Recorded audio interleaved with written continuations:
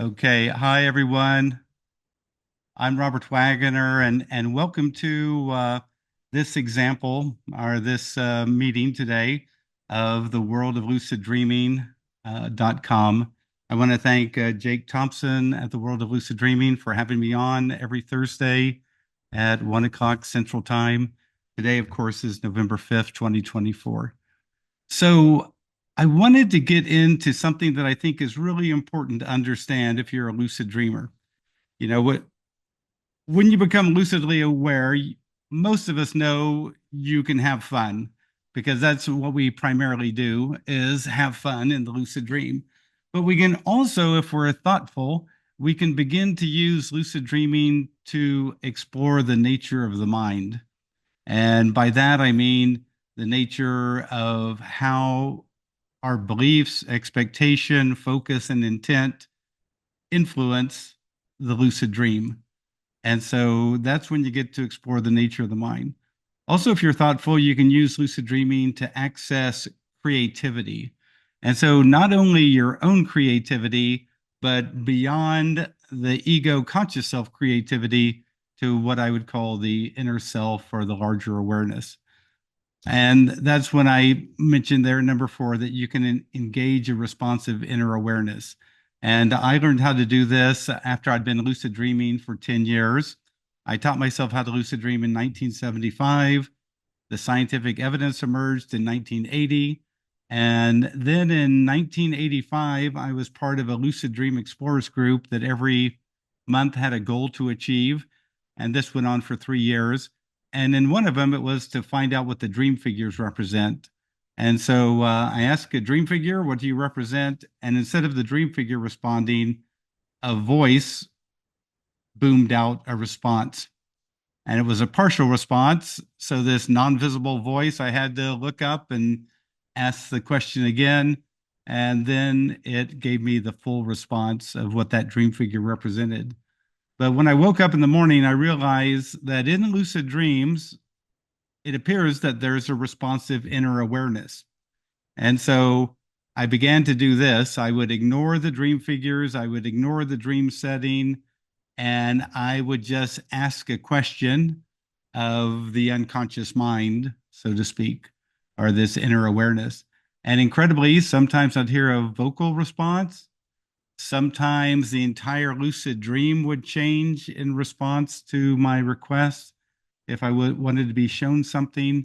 I had extraordinary experiences, asked to experience concepts and many other things. And of course, you can read about that in my first book, Lucid Dreaming Gateway to the Inner Self. And that's why I call that book Lucid Dreaming Gateway to the Inner Self, is because I believe that lucid dreaming allows us direct access to the inner self. Also, you can use lucid dreaming to heal emotional and physical issues. I feel, and in my books, I give a lot of examples of how people have done that successfully, and also how you could do it unsuccessfully by not understanding the principles of lucid dreaming. And then there's a lot more to lucid dreaming. You can do spiritual practices and much more. So to become good at lucid dreaming, it helps to have a solid foundation and some intelligent guidance. And so I have this rocket ship there, and that kind of gets across the point. If you have a weak foundation or a bad foundation, you're not going to do very well. And if you have a no guidance system, well, you'll start going, and where will you go? You'll probably crash pretty quick. So lucid dreamers really, it helps if you have a good foundation, a good understanding, and good guidance. And I wish I could say that every bit of information out there on the internet is brilliant and helpful. But the sad thing is, there's a lot of unhelpful information, and if you begin to believe it, then it'll cause you to crash in the lucid dreams, so to speak. So first, a lucid dreamer needs good dream recall. You need to understand some of the thoughtful practices on how to become lucid. Um, there were a lot of them in the 1980s that people were using very successfully. But here in the 2020s, people focus on some practices that really aren't very good practices. I feel they're not very helpful, and then it takes people 3 or 4 months before they have their first lucid dream, and that's just a shame because there's much better practices. Also, it helps to have the intent to get lucid, and the reason I bring that up is sometimes people have a diverted intent. They want to get lucid, but they're afraid of the dream state. They want to get lucid, but what if they meet a monster?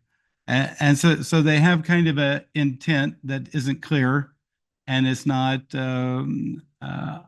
correct. And so it makes it hard to become lucidly aware. And then there's always other things that lucid dreamers need depending upon your own personal circumstance.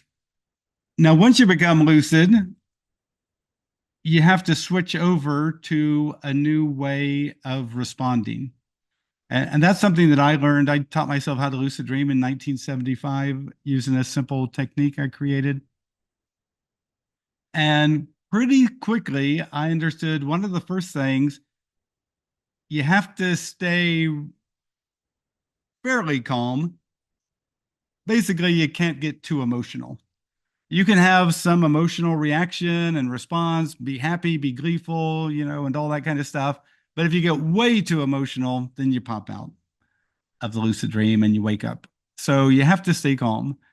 Then I realized it helps to enhance your awareness to stabilize the lucid dream.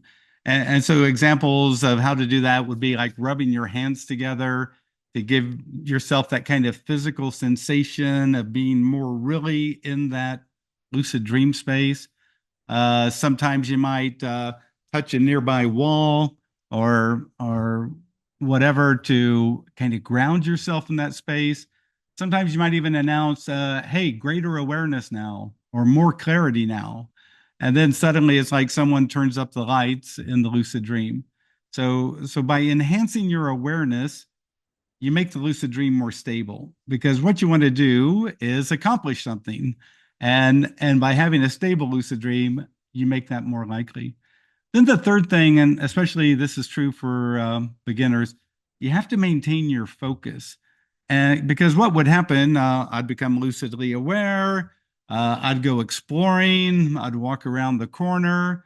Now I see something incredible happening, and I'm just so amazed at this incredible thing that I see happening, and I return to regular dreaming. I forget that it's a lucid dream because now I'm so focused on this incredible thing happening over here, I would lose my lucidity.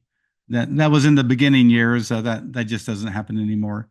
But you have to learn how to maintain your focus. So every 20 or 30 seconds, if you're a beginner, you might want to say, "This is a dream. I'm dreaming this." Another way is if you go exploring, just call everything a dream. Oh, there's a dream house. Here comes a dream car. There's a dream dog.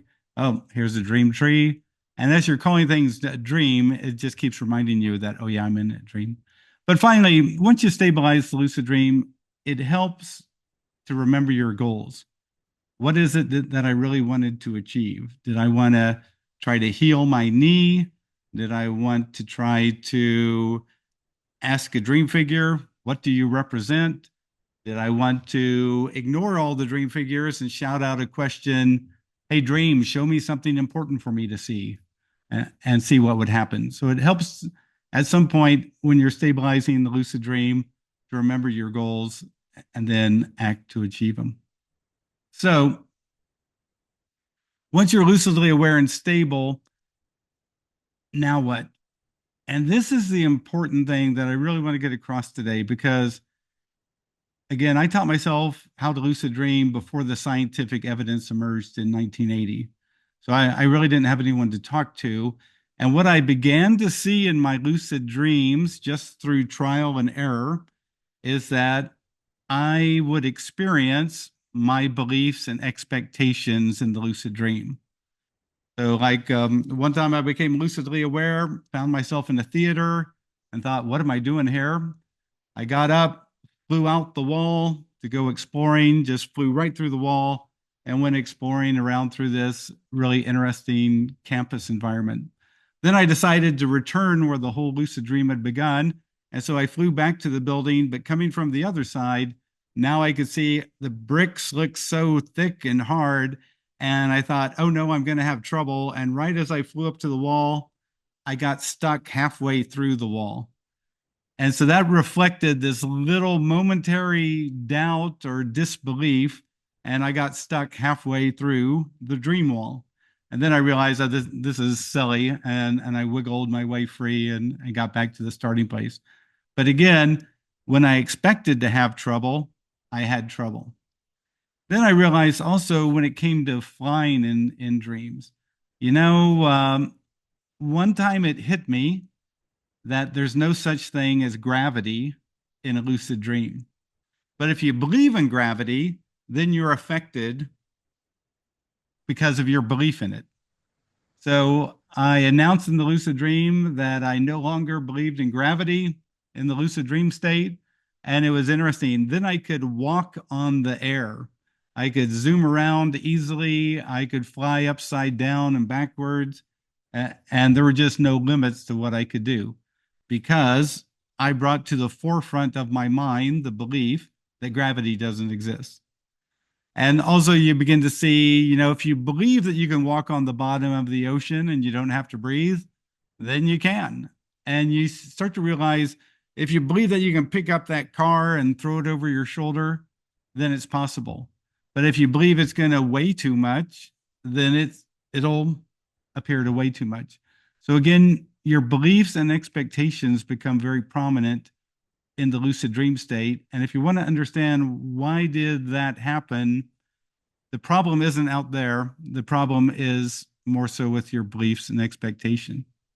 Also, I realized that as I went along that I would get what I focus on in the lucid dreams. So I began to see how as lucid dreamers, when we become aware in that lucid dream state, if I focus on whatever's going on over there, that's what I'm going to head towards. And so also if I have this kind of mental energy in my mind on having fun or something like that, then that's where I'm headed to have fun. Or if I'm focused on relationships or a romantic relationship or something like that, you know, then I'll go talk to dream figures or find some exciting person to spend the lucid dream with. In any case, it just reminded me about focus. If you have a focus in your lucid dream, that's where you're going to gravitate. And sometimes in the lucid dream, there'll be expressions of what I'll just call it instinctual energy. And if you focus on it, boom, you'll go right there. But sometimes you have to stop yourself and go, nope, I've done that before. I've had those romantic relationships in my lucid dreams. I'm not going to do that anymore. Oh, yeah. What do I really want to do?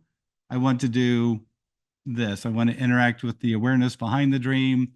I want to heal my knee. I want to do whatever I want to do. So you really have to pay attention to your focus because some people in their lucid dreams, they just do the same thing over and over and over. And it's really amazing that they never go beyond that comfort zone. And so that's really a shame if you want to grow as a lucid dreamer.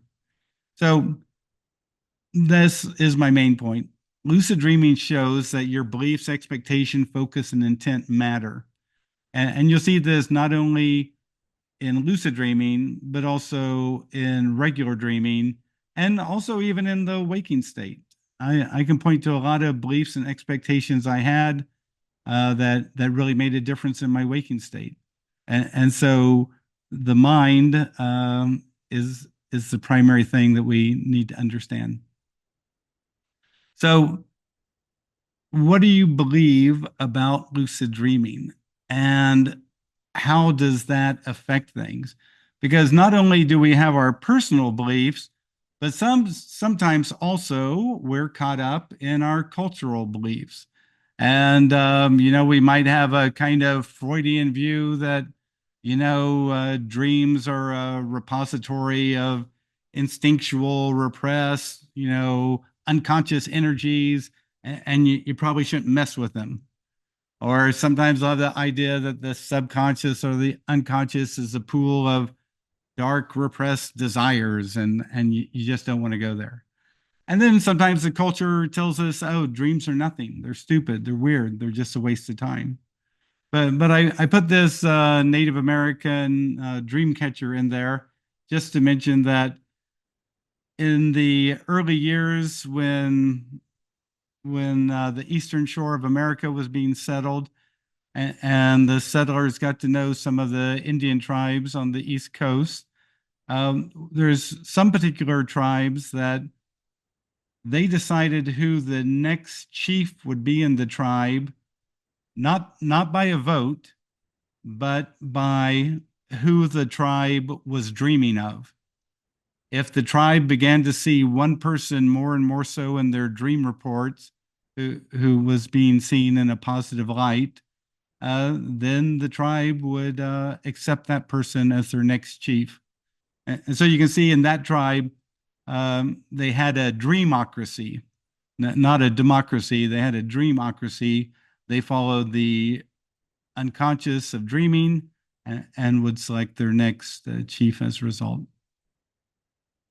So your personal beliefs matter.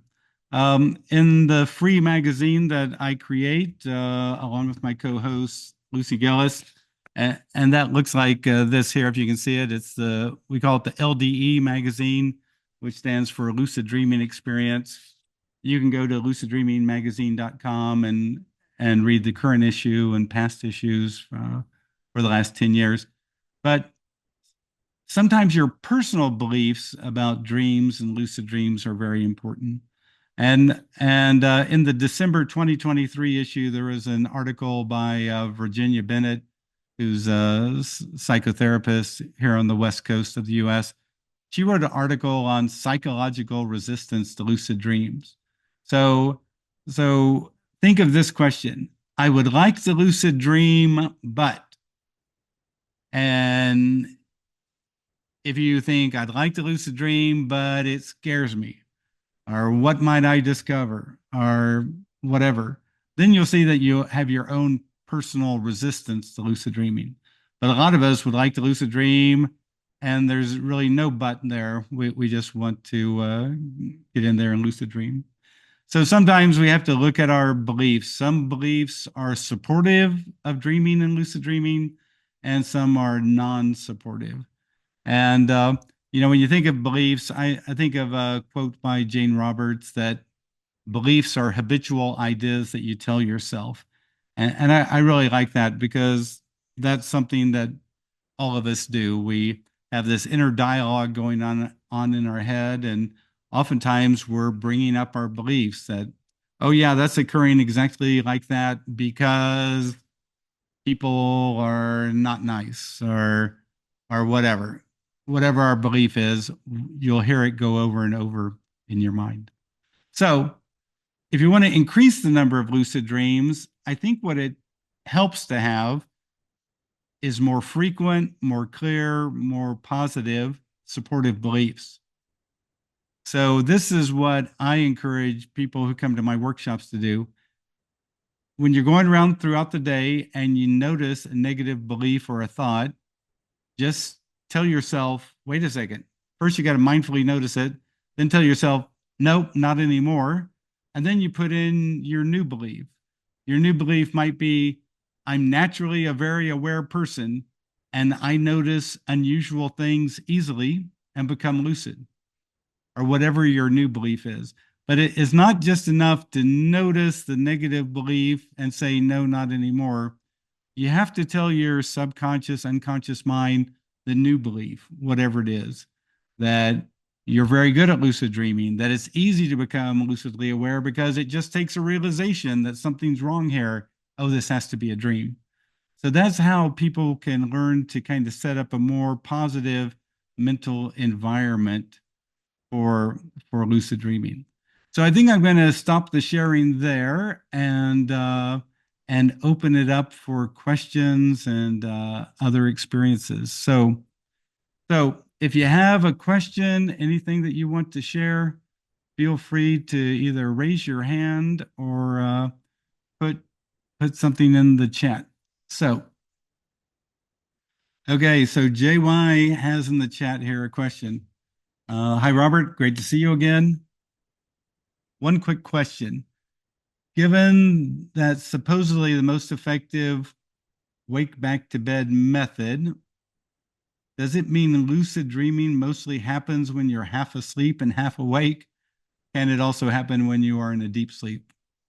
Okay, so one thing that researchers would say is that they've noted lucid dreaming occurring throughout every dream stage and throughout even non-REM stages of sleep. So lucid dreaming apparently can occur during virtually all parts of sleep.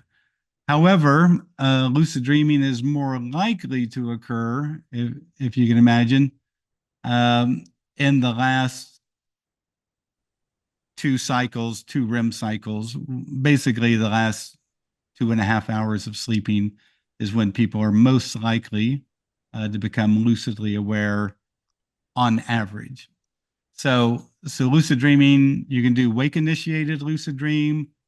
You're falling asleep, but you're maintaining your awareness and become lucidly aware.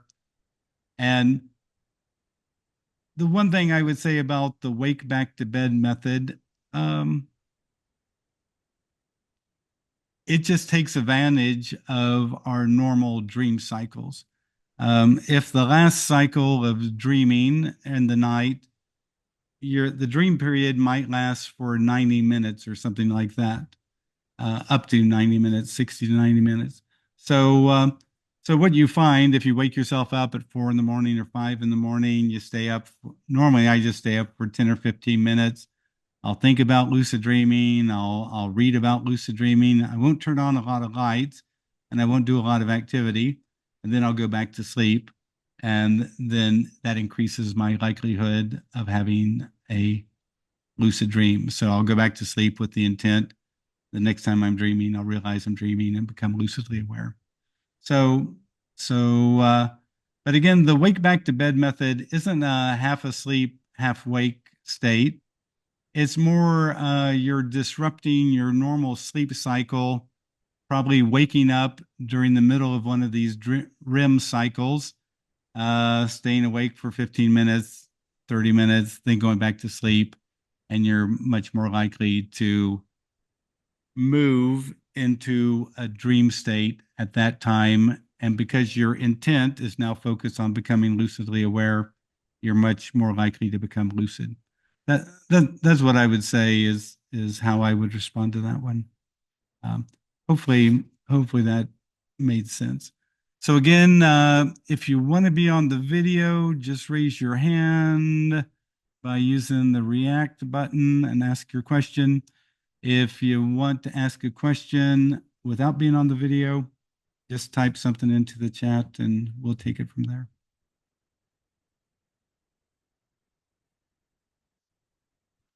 One thing that was interesting in this last issue of the lucid dreaming experience, I interviewed this guy from the UK, David Green, and what he does, he's an artist, and he would become lucidly aware and have dream figures create art for him. And he said what was interesting is sometimes someone might start a line, but then suddenly it's like the unconscious would fill out the whole drawing. And so he would wake up and do drawings and paintings of what he saw in his lucid dreams, or sometimes he'd ask someone a question and to draw out the response. It's really hilarious seeing some of these drawings and also kind of seeing this interesting things that occurred. And for that reason, you know, it's kind of a way of investigating the nature of the mind. Is it the dream figure responding? Is it the unconscious responding? Where's the creativity coming from? So good. What other questions do folks have about lucid dreaming?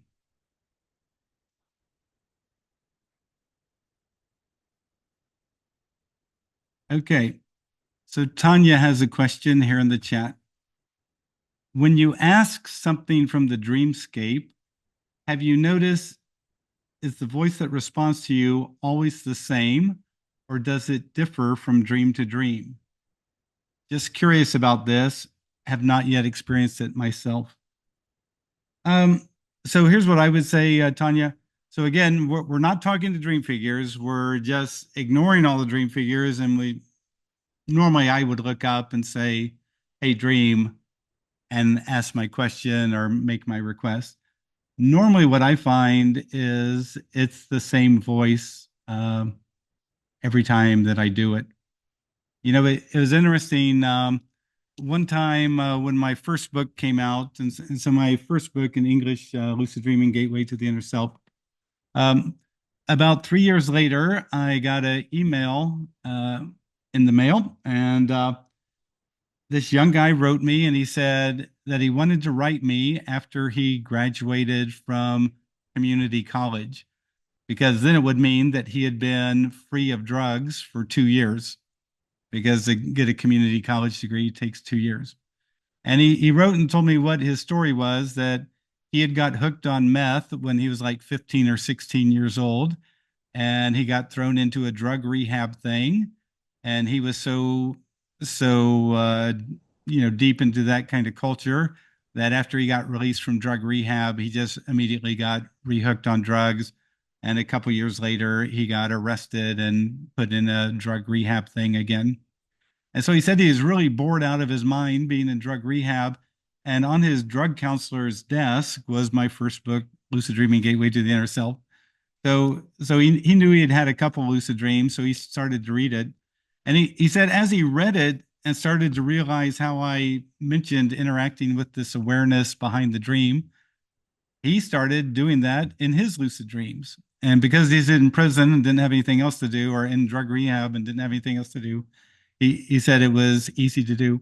And so he started asking questions of his inner awareness and getting these incredible responses. Then he said this went on for a while, and he was just really amazed at what he was learning. And then he said one time he became lucid, he began to interact with the awareness behind the dream, and it responded, "Would you like to see what your life is going to be like if you continue to use drugs?" And he said, "Sure, show me." And he said it was like 10 minutes of watching video of all the people he hurt, all the damage he did to his body, all the chaos and trouble he caused for his family and other people. And he said after that lucid dream, he decided to go cold turkey. He decided to quit drugs. And that's why he was writing me after he finished his community college degree, was that was that that lucid dreaming had basically saved him from getting back involved in drugs and doing all that. And what was interesting, he sent me some of the conversations with he and his larger awareness, and he said he was just blown away by the depth of the responses. And as I read his back and forth with his inner awareness, I also was blown away. He really had accomplished something, and so again, normally it's the same voice, and that's what I've experienced. So Kiara writes about letting go of the desire to succeed.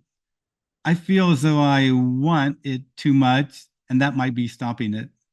Had a few lucid dreams, but last one was 6 months ago, though I am almost obsessively focused on it. Can we be too focused on the desire to be lucid so that it actually prevents its happening? Well, that's a good one. Thanks for asking that. So what I've found when I give workshops, the people who are almost way too enthusiastic for some reason don't have as much success as the people who are curious in just a curious way. They really want to know, can you do this? Can you become aware in the dream state? Can you fly to the top of a tree and all that kind of thing? And so I think curiosity is kind of a beautiful thing. Being obsessively desiring something obsessively, um, probably isn't the best emotional approach, I would say, to to the practice of lucid dreaming. Now, one thing that I would say, occasionally I do hear from folks who have been lucid dreaming for a long time, and then they stop lucid dreaming, and they'll write me and say, I haven't had a lucid dream in 6 months or 9 months.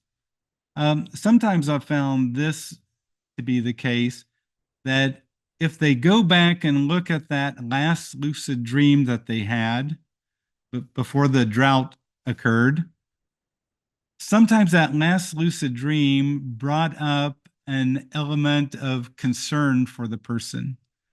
Either the lucid dream asked them to grow and become more than their normal self, or the lucid dream in some way challenged them and they became afraid and retreated in the lucid dream.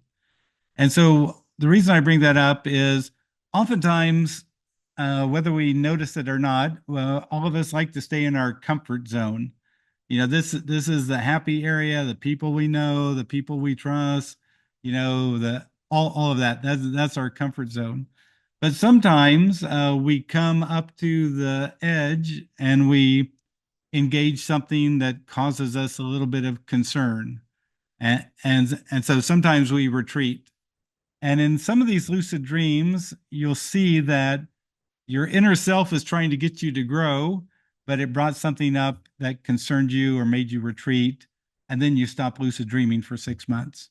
And so the issue that was brought up in that last lucid dream sometimes is the issue that needs to be resolved. And so that's really an important thing to realize if you're going to go forward in lucid dreaming. But it does help to not have an obsessive interest in it as much as what am I really curious about?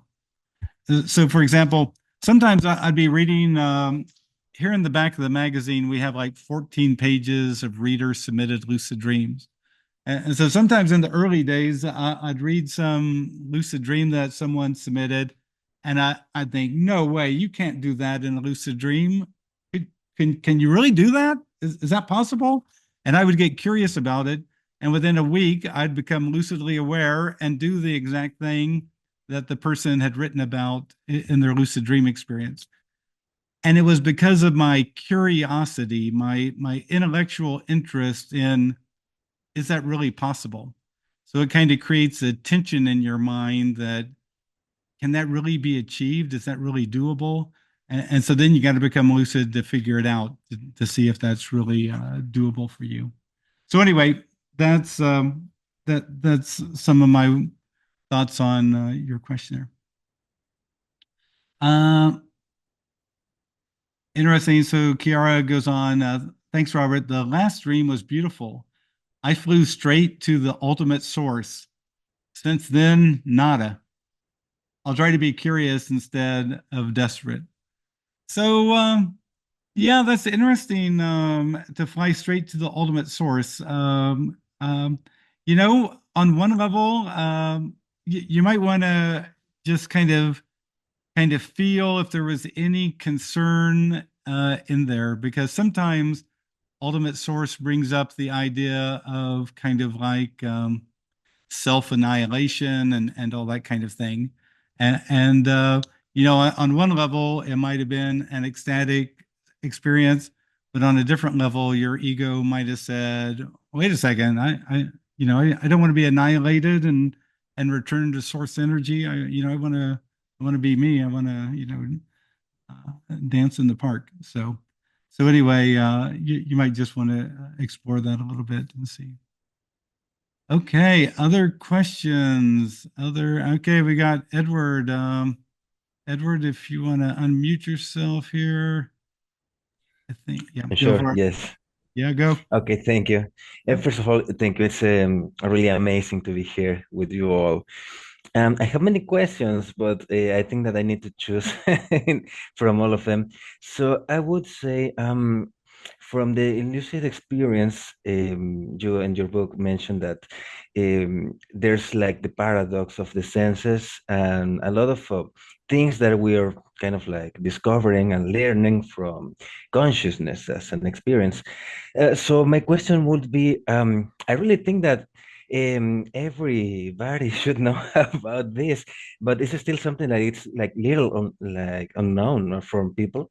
They don't really know about that this is something real, something that they can explore and develop themselves. So is there like a way, or how is that going? Like a way that it can be more like broadly accepted as like scholars, or as a community, or as just as um, like I don't know how to say it, maybe in psychology to be included in classes or things like taken as serious as it should be, because I believe that it's something really important, but this is still not included. Like in here, I am from Mexico, and when you're taking psychology degrees and things, they are only focused on Freud.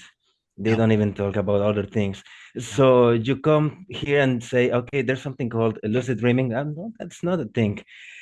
Is there a way that we could just make it more like accepted or used or researched than what it is right now? Or how, at what point are we right now on this? Yeah, yeah, that's a good point. I remember about I don't know, 10 or 15 years ago, 10, 11 years ago, I was invited to give talks at Tel Aviv University in Israel and then Hebrew University in Jerusalem.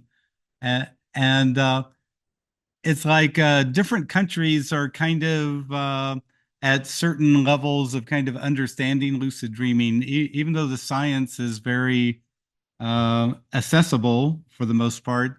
Uh, but at Tel Aviv, people were pretty open and kind of amazed by all the stories I was sharing about lucid dreaming. At Hebrew University, the dean of the college made me provide all of the scientific documentation of what I was going to be talking about before the dean would let me speak. And then my talk was preceded by a neurologist, a neuropsychologist, talking about lucid dreaming research. And when I got done with my talk and that woman got done with her talk, there were people in the audience who still said they didn't believe it. They didn't think it was possible. They thought it was all made up and just a giant lie.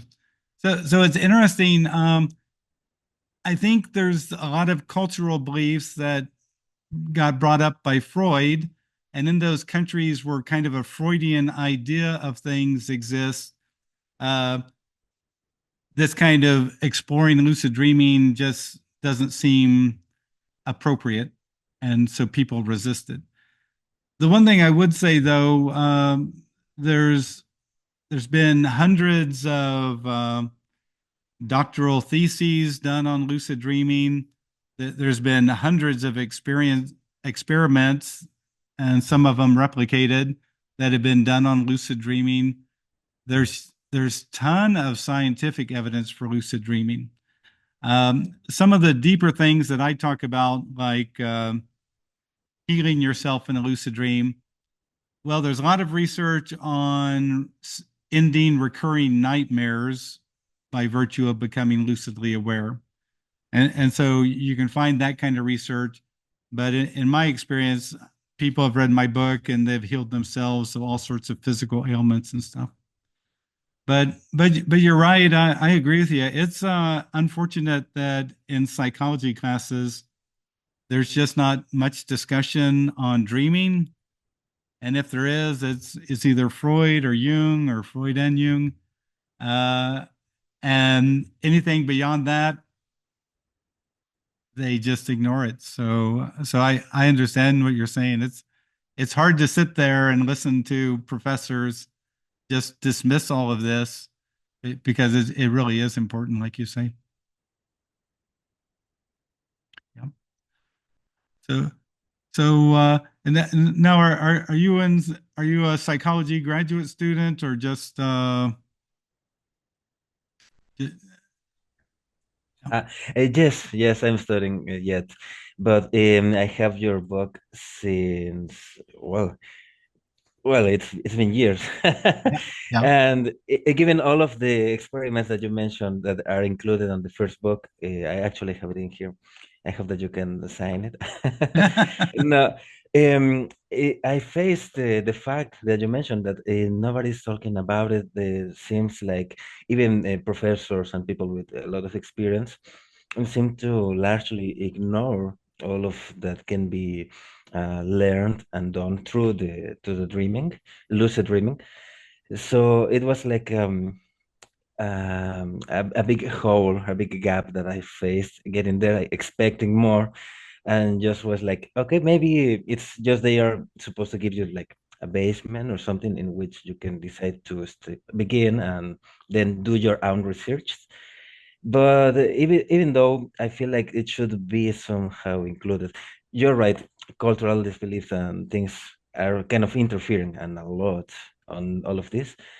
But I will say maybe I dream with a world in which we will just include all of this and accept it as it is, as a fact, as science, and we can learn a lot from it. Another question, if I might, a little brief one. Have you ever planned on publishing your books in different languages, or are there maybe available? Because if so, I would love to contribute in Spanish version. I think there's a lot of people who might love it. Yeah, it's interesting. My books are in about 8 languages, but just recently, I heard from someone in Spain that someone just decided to translate my book into Spanish, and boy, I'd have to um, I'm just going to go into my email here for a second and see if I can. Um, uh, Figure out where that is. And uh, it, there's a friend of mine who's a psychotherapist who lucid dreams in Spain, and he teaches on lucid dreaming. Um, but he told me my book was out in Spanish, even though I don't think it's an approved version. It's just somebody did it. So I apologize. I don't have that right now. You know, if if you send me if you go to my if you go to lucid advice well if you send me a note at robwaggoner at aol.com and ask me about it, I'll check down the email and probably be able to point you to where you can find it, and hopefully whoever translated it did a good job. But yeah, I found my book. I was giving a talk one time to people in Moscow about lucid dreaming, and they told me, "Oh yeah, your book is in Russian." And I go, "It is?" And they go, "Oh yeah, someone went ahead and translated it." And then I think it's also translated into Iranian to Farsi and all. But you can also find it in German and French and Czech and Finnish and Korean and Chinese and that kind of thing. Another question, Edward. We got time, unless someone else put something in the chat and they haven't. We'll take another question from you if you like. Yeah. Thank you very much for that. Okay, sure, I will email you. Well, if I had a chance, that's a honor. Thank you. Yes, I faced something that you just mentioned in your talk, when you mentioned that some folks have had experiences that maybe challenged beliefs and then stopped lucid dreaming. I was just like, oh, he's talking about me. I had a dream that lasted, I don't know how to describe it, but that lucid dream lasted for it was not months. For me, it was kind of like feeling like years. It was such a really, really long. I couldn't believe how long it was. Then when I woke up, I was like out of my comfort place for Yeah. weeks or months. It was like, what happened, and how do I know if now it's still going to happen again? I'm wake up already. I'm still dreaming. And then I stopped dreaming for like 2 or 3 years period or something, or at least recalling dreams at all, not even with my journal. So it's good to know that it's happening to other people as well. But what would you recommend when something like that happens? You mentioned that you need to see what's the challenge from your unconscious. Well, yes. So thanks for sharing that. I think in my first book, I mentioned one time I had false awakenings. So that's an lucid dream when you think you've woken up, but then you look around and realize, oh, we have a pink carpet. When did we get a pink carpet? Oh, this is a dream. I'm still dreaming this. But I had seven false awakenings in a row. And I remember by the seventh false awakening, I told myself, if I wake up and now I live with a brunette and we have three children and an SUV, I'm just going with it. I don't care anymore. I don't care. I just gotta quit popping out of these alternate realities. And but thankfully I woke up finally in my normal place with my normal wife in my normal house. But that did kind of shake me up, and it took me probably 3 or 4 months before I got back to regular lucid dreaming. So so here was the thing that I think we have to resolve. First, we have to resolve kind of the fear element. If we have some inner fear, then we just can't go back there easily until we go, okay, I'm not 5 years old anymore. There's not a monster under the bed. There's, and that kind of thing. There's no boogeyman who's going to take me away in the middle of the night. Um, my inner awareness was showing me something to help me grow. And I know that was a little bit of a stretch, but I'll just accept that, that my inner awareness did it for a reason. Um, I remember one time my friend Ed Kellogg, um, he's really a great lucid dreamer and probably my age or so. But he said one time he became lucidly aware and found himself on another planet. And he said that no one would call him by his name, Ed, that instead he looked like the people on this other planet. And he said the lucid dream just kept going on, and people would say, would talk to him and all, and he'd say, my name is really Ed Kellogg, and I live in Ashland, Oregon, and this is a lucid dream, and I know eventually I'll wake up. He said it went on and on that planet. He got married to another woman, had a family, and he said it just kept going on.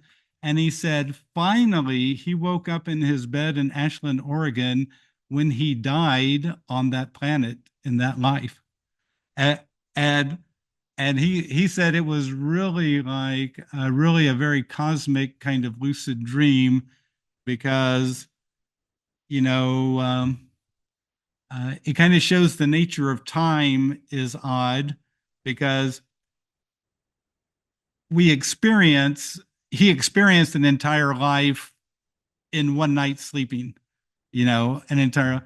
But it reminds me like one time, and this happened to me in waking life. I was out with some friends in their convertible car, and our car went off the dirt road into the sand, and I flew out of the convertible car, flying through the air, seeing that I was going to hit a barbed wire fence. And suddenly time slowed down. I'm flying through the air, but I'm thinking very clear thoughts. Oh, I'm going to hit the barbed wire fence. Oh, I hope I don't hurt myself too bad. And I'm flying through the air, and time just slows down. So what that shows me is time has a psychological component because a lot of people mention this, that something big happened into their life and time slowed down. So when the mind changes, time can also change. And so I think in your experience, you were being educated into that realization that the time is not linear, time is psychological. And to some degree, I would say time is relative, much like Albert Einstein would say. But not only is it relative in moving across solar systems and planets, it's also relative to the nature of the mind. So, yeah, how cool is that? Well, congratulations to you for having that experience. That's Thank you very interesting. much. And for getting back here to this reality and meet you all. Thank you. But but if you tell yourself, this is normal, other lucid dreamers have experienced this is no big deal. If you make it normal, then lucid dreaming will return to you. But It's a relief. when we keep the fear going, that that stops lucid dreams on subconscious levels. We're shutting down lucid dreaming because we have fear. Yeah. Thank you very much. Thank Yeah, you. yeah. Thanks, Edward. Yeah, It's such a congratulations. relief. Yeah. Okay. Other questions out there for lucid dreamers? One thing that I did want to say about this online magazine, Lucid Dreaming Experience, um, it's interesting. People write articles. So, like, here's one from my friend Lucy Gillis on multiple awareness and simultaneous dreams. So have you ever had a simultaneous dream? Two dreams occurring at the same time. That's really a curious one. And then another person wrote about a lucid dream that gave them insight into the future. Basically, they had a precognitive lucid dream. And so it's really interesting to explore these kind of things because interesting stuff happens and in lucid dreaming. Um, to get to another point that Edward made, one thing that made me happy when my uh, first book came out is I would go to the International Association for the Study of Dreams conference, and so this is a nonprofit. They publish the scientific referee journal Dreaming, and normally at their conferences, they'll have like 400 people. About a third of them will be academics, about a third will be therapists and psychologists, and about a third will be people like myself who are just very deeply interested in dreams and lucid dreams. But about 12 years ago, when my first book was out, I'd have these young people come up to me and tell me that they were in grad school on a lucid dreaming track. And the reason they decided to do it was they read my first book and realized the potential of lucid dreaming to help other people. Because lucid dreaming is more than just having fun. Um, it shows how the mind works. And that's part of the problem with the science of psychology now. We kind of know the neurochemistry of the brain and the mind, and we kind of know, the physiology of the brain and all. But to see how the mind works, and you can play with that in lucid dreaming by changing your beliefs and expectations, by changing your focus and your intent, by interacting with the larger awareness, and you can really play around with it quite a bit and get a new understanding. And if we had a better understanding of how the mind really worked, I think we'd have a great improvement in dealing with issues like anxiety disorder and phobias and all that kind of stuff, which are also areas that people have healed themselves of in lucid dreaming. So that's why this is all important. Kiara asks, can we order the magazine in printed format and not just online?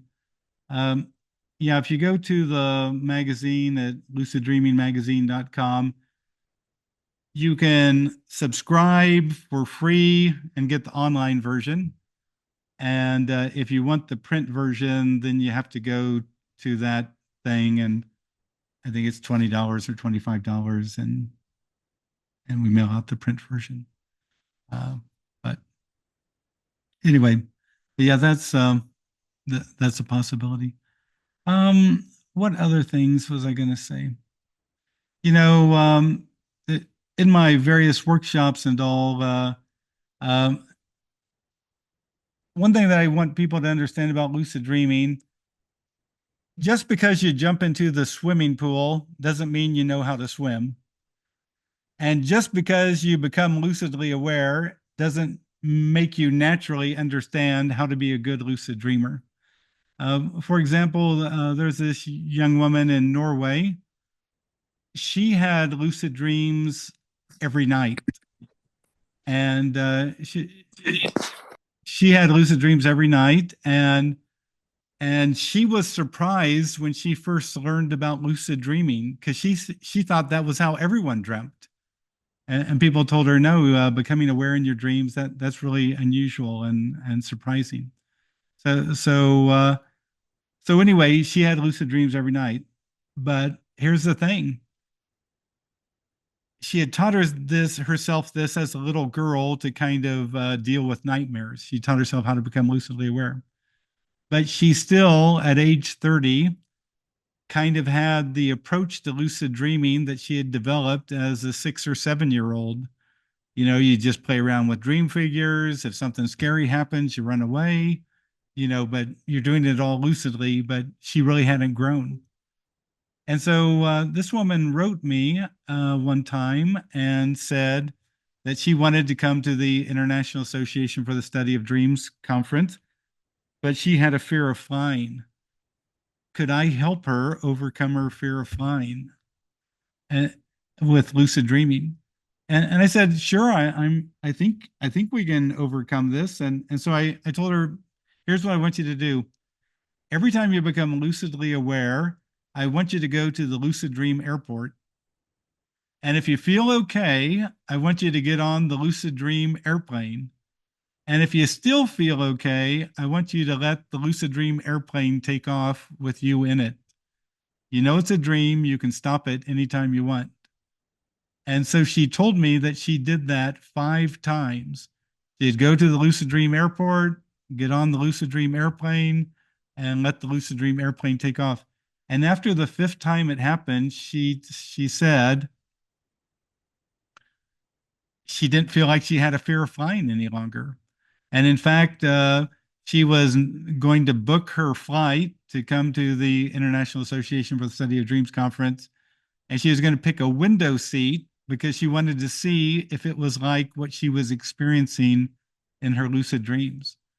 And she flew to the conference, didn't have any fear of flying, and she flew back home and she's been flying ever since. And she resolved her fear of flying. So a lot of lucid dreamers have used lucid dreaming to resolve phobias. I've worked with people who have used it to resolve anxiety and panic attacks. And some of them, by seeing how their mind worked in the lucid dream, they then saw how their mind worked in the waking state. And by virtue of that, they were able to stop the panic attacks in the waking state by understanding how the mind works from their lucid dreams. So, anyway, there's a lot of potential in this area. So, Paul, you're on. Hi, Robert. Is this the end of your talk, or did I miss the time? Yeah, you're getting to the end of the talk. Yeah. This is really brief. At a recent talk, remember you saying tonight when I'm dreaming, um, I would like to experience the joy of my being. And so I did that. And I forget whether I did it for 1 or 2 nights, but anyway, um, last night we got woken up by the telephone at like 2 a.m. or something, and when I woke up, I was in the process of teaching somebody some spiritual practice, and it led me to believe that in this former life that I was spiritual teacher, which I can believe because one of my existences right now is a as a Jesuit priest. But anyway, I thought it was very interesting, and I'm so glad that you brought that up because I said to my wife, "Why did you wake me up?" She said, I did the telephone rang." I said, "Okay." I said, "Well, I was in the middle of this wonderful dream, so I just want to say thank you." Yes, pass that on. Oh, great. Yeah, just everyone out there.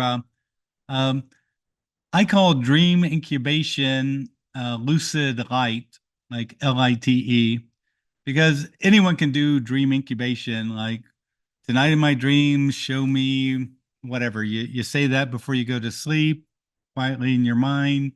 You make that your intent, and then you have a dream that responds and according to your dream incubation phrase.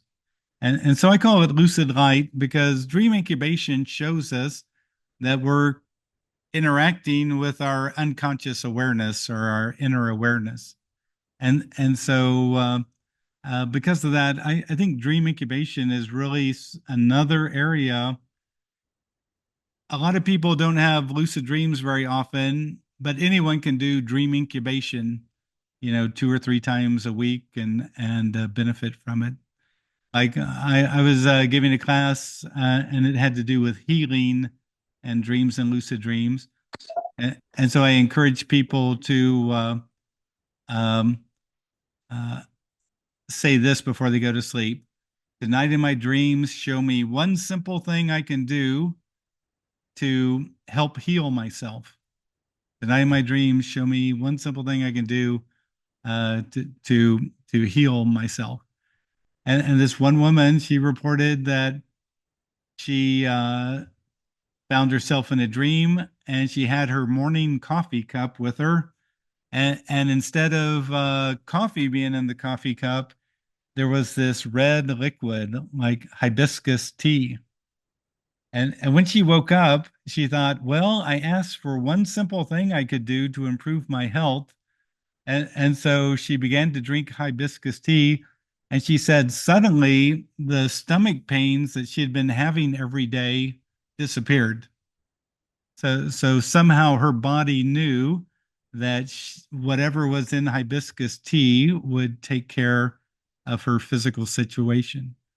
There's a lot of different ways you can approach that wisdom of the unconscious mind to help improve yourself. For example, my friend Ed Kellogg, I was talking about earlier, he created a publication on what he calls the Dreamitarian diet. And so what he did, he basically informed his larger awareness that if it showed him food that he should get rid of in his diet in a dream by showing the food in a negative way, then he would remove it from his diet. But if his larger awareness showed him food in a positive manner, then he would add it to his diet. And so if he found himself in a dream and saw a big pile of bacon fall into the mud and the horses step on it, he would stop eating bacon. But if he had a dream where he saw a big pile of bananas and a golden light was shining on it and birds were chirping and everyone was happy, he would add more bananas to his diet. Sometimes in lucid dreams, he would announce, now show me my perfect diet at this time. And suddenly there'd be tables with all different sorts of food that he knew he should add to his diet at that time. But he found many years before this Mediterranean diet craze happened, and people deciding that that seemed one of the best diets in the Western hemisphere was the Mediterranean diet. Ed found that his Dreamitarian diet had basically shown him that moved him towards that exact kind of diet. And he said he even found it interesting. Sometimes he, like one time he had a dream in which he was shown dark chocolate, that he should eat dark chocolate. And he thought, dark chocolate, really? And so he woke up and he went to his health food store, and there they had some, dark chocolate, and so he began to add dark chocolate to his diet. Then it was probably 2 years later, all these scientific studies came out that dark chocolate had all these flavonoids in it that were very helpful for people's physical body. But it wasn't milk chocolates; it was these deep chocolates that were with a lot of actual chocolate in them. So anyway, it's interesting what the body knows. If we accept evolutionary time and all, we've been around for millions of years in one form or the other, and so the body seems to know, but how do we access that body's knowing? And I think that's one reason we have dreams. Dreams keep us connected with inner knowing. And whether it's from the body or an inner awareness or however you want to conceptualize it, it connects us. And just in and of itself, paying attention to your dreams will bring you into a better state of being, especially if you actually think about the dreams and why you're being shown what it is you're seeing. But anyway, everyone, I think that's probably enough for tonight. Again, first Thursday of the month. So, first Thursday in January, I'll be back at the same time and look forward to talking to everyone. So, it's the first Thursday, 2 p.m. Eastern, 1 p.m. Central, and look forward to talking to everyone then. Again, if you want to, check out the LDE magazine, the Lucid Dreaming Experience magazine at luciddreamingmagazine.com. It's all for free. People who subscribe, you might hear from us once a month. No big deal. We're not there bugging people. And also, if you're interested in books, if you want to, feel free to check out my book, Lucid Dreaming, Gateway to the Inner Self. And also, if you want to hear about my approach to different techniques and all, it's in my second book, Lucid Dreaming, Plain and Simple, that I co-wrote with Caroline McCready. Also, I did want to thank the worldofluciddreaming.com people. I think they told me that they're getting ready to release online training program where I talk about lucid dream induction and how to respond once you become lucidly aware. So check out their website or their Facebook page, and I think that'll be coming up here in the next month. So again, my thanks everyone, and thanks to World of Lucid Dreaming. I'll see you next month. Bye.